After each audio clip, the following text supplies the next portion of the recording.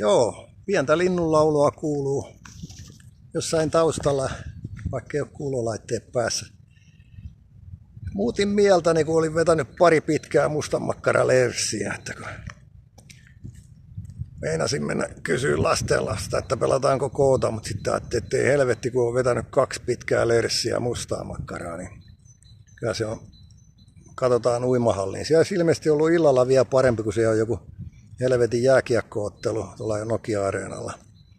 Että illalla olisi saattanut olla vielä paremmin tilaa, mutta tämmöisen monikulttuurisen makkaran syönnin jälkeen, niin vaikka olikin tapolaa ilmeisesti, niin kyllä tämä vastapaino pitää, ammupaino oli 92,5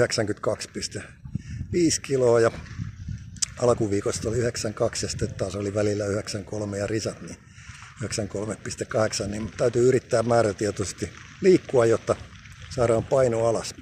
Ollaan yhteyksissä, hyvää pääsiäistä, eilen oli kiirastorstai, tänään on pitkä perjantai ja me nautimme pitkästä perjantaista halki poikki 50 metrin rataa edestakaisin, siis suosittelen muillekin.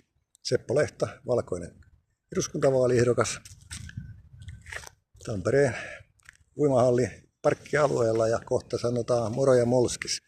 Pannaan sitä ennen vähän löylyä kiukaalle. Pysykää terveinä, liikkukaa ja muistakaa äänestää valkoisemman tulevaisuuden asialla Seppo Lehto. Se on moro.